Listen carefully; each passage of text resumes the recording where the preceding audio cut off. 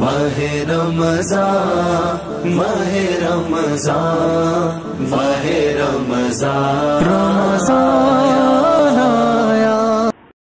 الحمدللہ رب العالمین والصلاة والسلام علی سید المرسلین، اما بعد فاعوذ باللہ من الشیطان الرجیم، بسم اللہ الرحمن الرحیم۔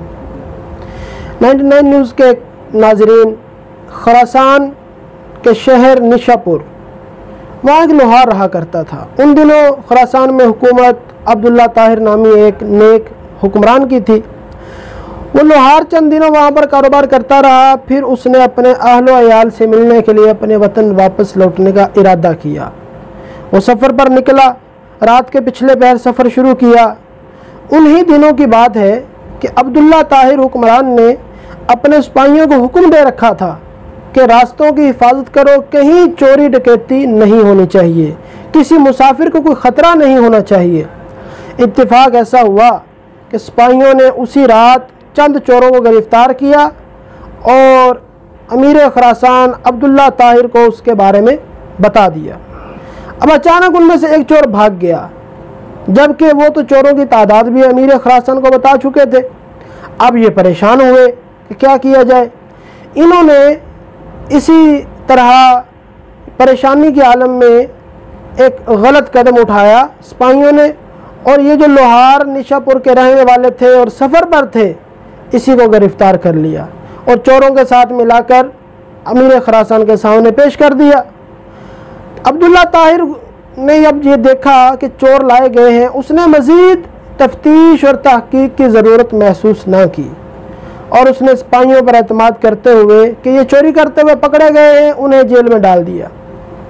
جب جیل میں ڈالا، اب وہ جو لوہار تھا وہ پریشان ہوا۔ اس نے سوچا کہ لگتا ہے اب معاملہ کچھ عجیب ہے اور اللہ کی بارگاہ کی طرف لو لگانی پڑے گی۔ اس نے کیا کیا، وہ راتوں کو نفل پڑھنے لگا، رات کو نفل پڑھنے لگا، سجدے میں جاتا، اللہ کی بارگاہ میں گڑ گڑاتا، اللہ کی بارگاہ میں دعائیں کرتا۔ اب ادھر یہ دعائیں مانگ رہا ہے اور دوسری طرف عبداللہ طاہر جب سویا، خواب دیکھا کہ 4 بہادر اور طاقتور لوگ آئے اور سختی سے اس کو جھنجھوڑا اور اس کا تخت اٹھا کر پلٹنے لگے۔ وہ جلدی سے اٹھ کر اس نے وضو کیا، 2 نفل پڑھے، اللہ کی بارگاہ میں دعا کی، پھر سو گیا۔ پھر ایسا ہی ہوا، اس کا تخت پلٹنے کے لیے 4 بہادر آئے اور اس کا تخت کو پلٹنے لگے۔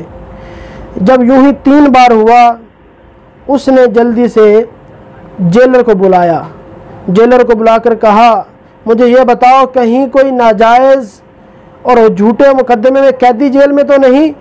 جیلر نے کہا مجھے اتنا تو معلوم نہیں، البتہ یہ ہے کہ جو کل چور 4 جیل میں بند کیے گئے تھے، ان میں سے ایک یوں رات نوافل پڑھتا رہا اور اللہ کی بارگاہ میں دعا کرتا رہا ہے۔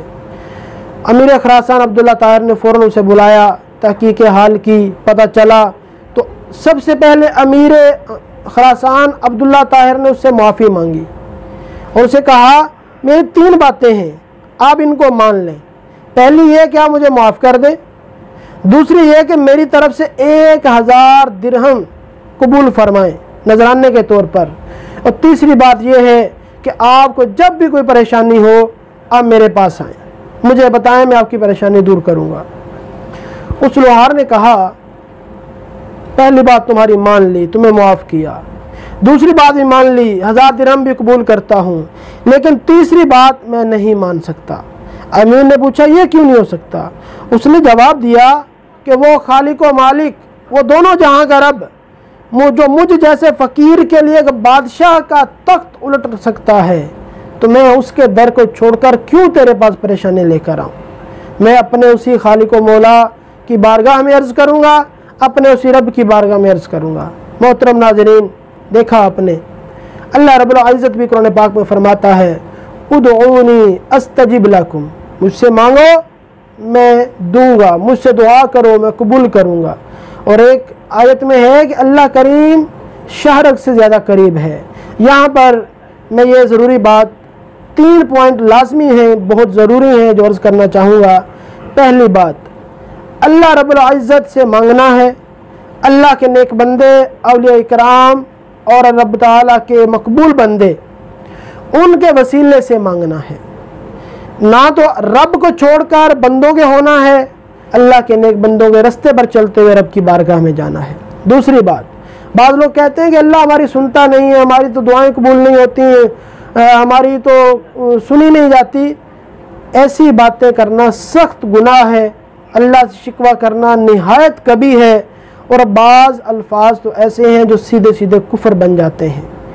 اللہ رب العزت ہمیں دعا مانگنے کا سلیقہ عطا فرمائے، ہمیشہ اپنے مخالق و مولا کی بارگاہ میں رجوع کرنے کی توفیق عطا فرمائے، آمین بجاہ النبی الامین صلی اللہ علیہ وسلم۔ ماہ رمضان، ماہ رمضان، ماہ رمضان۔